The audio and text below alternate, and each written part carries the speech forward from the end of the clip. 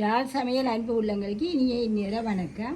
இன்றைக்கு நாங்கள் நவராத்திரி உணவாக பாயாசமும் சுண்டலும் செய்ய போகிறோம். வாங்கோ பார்ப்போம். யாழ் சமையலில் உணவே நம் உயிர் உறவாடும்.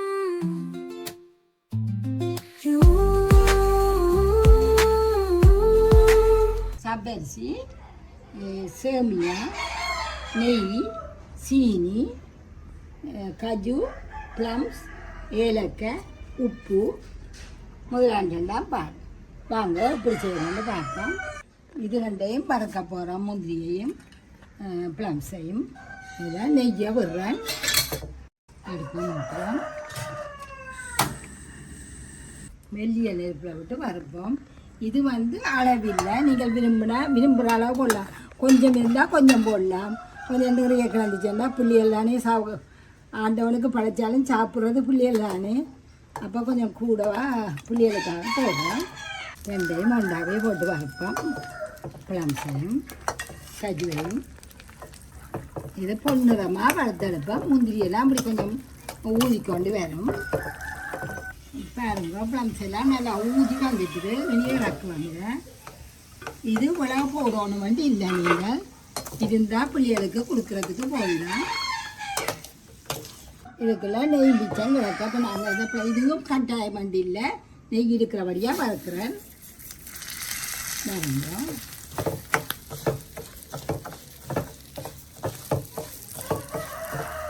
வறுத்து செய்தால் மனம் கூடமாக இருக்கும். மற்றபடி சும்மாவும் நீங்கள் வெறுமாயும் பாயாசம் காய்ச்சலாம். இதோடைய சேமியாவையும் போட்டு விட போகிறேன். சேமியாவையும் போடுறேன். இது வறுபடணும் முருகணும் எதுவுமே இல்லை. இந்த நெய்யை கொஞ்சம் இழுத்து சென்றா காணும் கிடக்கிற நெய்களை. இப்போ இதை நாங்கள் இறக்கி எடுப்போம். சப்பரிசியை வறுத்து எடுத்துட்டோம். இப்போ நாங்கள் இந்த ஏலக்காயை போட போகிறோம். ஏலக்காய் நல்ல வாசனையாக இருக்குது. உங்களுக்கு இவ்வளோ காணும். மெல்லிய நெருப்பில் வச்சுக்கொண்டு வருவோம். இதுவும் இந்த ஒரு துணி நெய் சாட்சியில் இருக்குது. பாருங்க, பாருங்க நல்லா பொங்கி வந்துடுது. அது தெரியும். நல்லா பொங்கி வந்தால் இறக்கி வச்சிங்கன்னா போது நல்லா முருகலாக இருக்கும். சீனியோட போட்டு அரைக்க போகிறேன். பாருங்க, இதை இறக்கி இப்படியே வைப்போம். அது பானையில் தண்ணி வைக்க போகிறேன்.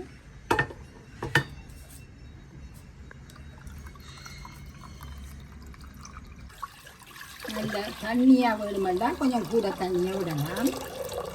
இப்போ நாங்கள் இந்த தண்ணியை கொதிக்க வைப்போம். பேர்ந்து 2ஆம் பால் 3ஆம் பாலை விட்டு கட்டியாக இருந்தால் கொஞ்சம் தண்ணியாக்கலாம். இந்த ஏலக்காயை போடுவோம். இதுக்குள்ள அதோட ஒரு கரண்டி சீனி போடுவோம். இதை அரைச்சி கொண்டு வருவோம். நாங்கள் தண்ணி நல்லா கொதிச்சுட்டு அப்போ நாங்கள் இந்த சப்பரிசியையும் சேமியாவையும் போட போகிறோம். உடனே ஒருக்கா நல்லா கிளறி விடுங்கோ. கட்டி பிடிக்காமல் கட்டி பிடிக்காது. இது கொஞ்சம் பெரிய குழந்தை பாருங்கோ. ருசி பார்க்க வந்ததெல்லாம் இதை எடுத்து சாப்பிடணும். இது படியலுக்கு நீங்கள் செய்கிறேன்டா அப்படி சாப்பிட விடாதீங்க பிள்ளைகளை. இது இப்போ காட்டுறதுக்காகண்டபடியாக நாங்கள் விட்டுருக்கு. இனி ஒன்றுமே போடக்கூடாது. சப்பரிசி நல்லா அவியணும். பாருங்கோ, நல்லா அவிஞ்சு கண்ணாடி மாதிரி வேறு மட்டும் ஒன்றும் போடக்கூடாது. அதுக்கிடையில் நாங்கள் இதுக்கு கொஞ்சம் உப்பு போடுவோம். இவ்வளோ உப்பு போடுறேன். உப்பு போட்டால் தான் நம்ம சீனி இந்த அளவு எடுத்து காட்டோம். இந்த சீனியை போடுவோம். உங்களுக்கு இந்த சீனி காணாது போல இருந்துச்சு வந்தால் நீங்கள் இன்னும் கொஞ்சம் கூடவா போடலாம். கருத்த சீனி தான் போடணும் வண்டியில். வெள்ளைச்சீனி இப்போ கூடான்னு சொல்லுவோம். இப்போ இதை இந்த முந்திரி இதெல்லாம் போட்டோம். நல்லா கிளாவுங்கோ, இல்லாட்டி அடியில் போய் ஒட்டி பிடிச்சிடும். இது இவ்வளவு தான் போடணும் வண்டி இல்லை. நீங்கள் இருக்கிற அளவு போடுங்கோ. பாலையும் இது 1ஆம் பாலையும் 2ஆம் பாலும் சேர்த்து எடுத்தது. இதையும் விட போகிறோம். இது தேங்காய் பால் ஊற்று கொதி வேற நிப்பாடுங்க. நாங்கள் இந்த ஏலக்காயை அரைச்சி கொண்டாச்சு போடுவோம். அப்படியே போட்டு விடுவோம். ஒற்று கொதி வந்தோடனே அப்படியே அடுப்பை நிப்பாட்டி மூடி விடுங்குவோம். வேறு நல்லா பொங்கு இப்போ ஒரு கொதி வந்துட்டுது. அதை நாங்கள் இதை அப்படியே மூடி போட்டு நிப்பாட்டி விடுவோம். அடுப்பை நிப்பாட்டி போட்டு மூடியால் மூடி விட்டுனாங்க. இது உங்களுக்கு இன்னும் தண்ணியாக வேணுமெண்டா பாலால் பெருக்குங்கோ. இதே மாதிரி செய்யுங்கோ. இப்படியே வேணும். யாழ் சமையலில் உணவே நம் உயிர் உறவாடும்.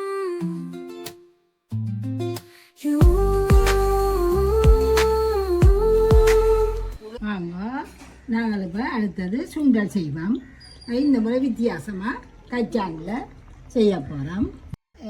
கச்சான் வாங்கி நான் 2-3 தண்ணியில் கழுவிட்டு ஊற போட்டுனாங்க. நான் இதே தண்ணியோடு தான் நான் அவிக்க போகிறேன். இது கொஞ்சம் பிஞ்சு கச்சானண்டா இன்னும் உங்களுக்கு கூட நல்லா இருக்கும். இது தாளிக்கிறதுக்கு கருவேப்பிலை, சித்தல் மிளகாய், வெங்காயம், உப்பு, பெருஞ்சீரகம், சின்ன சீரகம், கடுகு. நாங்கள் இப்படி செய்யலாம்னு பார்ப்போம். இதை நாங்கள் இப்படியே இதுக்குள்ளே விட போகிறோம். 5 விசில் விடுங்கோ. இது 8 மணி நேரத்துக்கு முதல் ஊற போடணும்.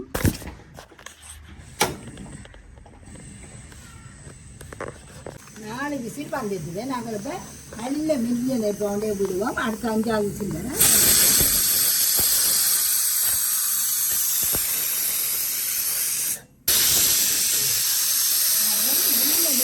பெரிய எரிகிற மாதிரியே தெரியாத நெருப்பில் விட்டுட்டு இப்போ ஒரு 5 நிமிஷத்துக்கிட்டே ஆச்சு. இப்போ அது அடுத்த விசில் வந்துடுது. இனியும் ரக்கம் இதை இறக்கி இங்கே வச்சுட்டு தாளிப்போம். அவிச்ச கடலையே நாங்கள் தாளிப்போம். இதுக்குள்ள இதில் கிடக்கிற நெய்யிலையும் கொஞ்சம் விடுவோம்.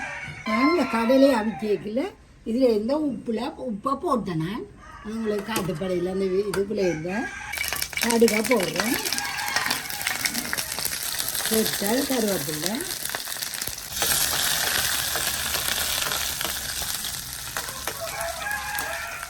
வெங்காயத்தை போடுவோம்.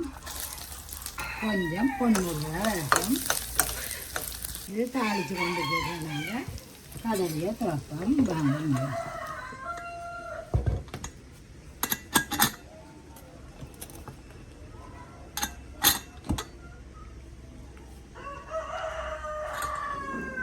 ஒவ்வொரு முறையும் ஒரே மாதிரி செய்யாமல் மாறி மாறி. ஆனால் இது நல்லா 8 மணி நேரம் நல்லா ஊற போட்டு நல்லா அவிக்கணும். நீங்கள் பூ மாதிரி அவிஞ்சிட்டு வெங்காயம் தாலி பட்டுட்டு இனி சின்ன சீரகம் கொஞ்சம் போடுவோம். சின்ன சீரகம் மணம் வந்தோடனே இதை தண்ணியோடையே எடுத்து கிடக்கிற தண்ணியை ஊற்றாதீங்க. இதோடையே எடுத்து இதில் விடுவோம். 2 குடம் கிளற தண்ணி வற்றிடும்.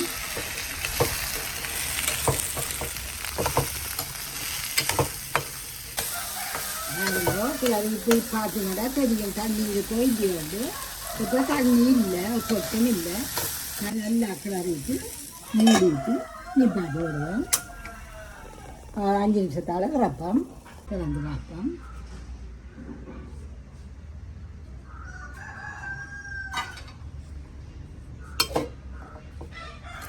நல்லா பூத்து போய் இருக்குது.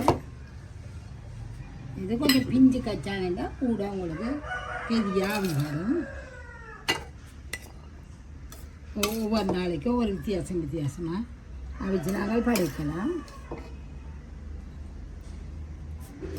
குழந்தைகளும் சின்னாக்களும் சந்தோஷப்படணும் பார்த்து இதே மாதிரி செய்யுங்க. இப்படியே வேணும். யாழ் சமையலில் உணவே நம் உயிர் உறவாடும்.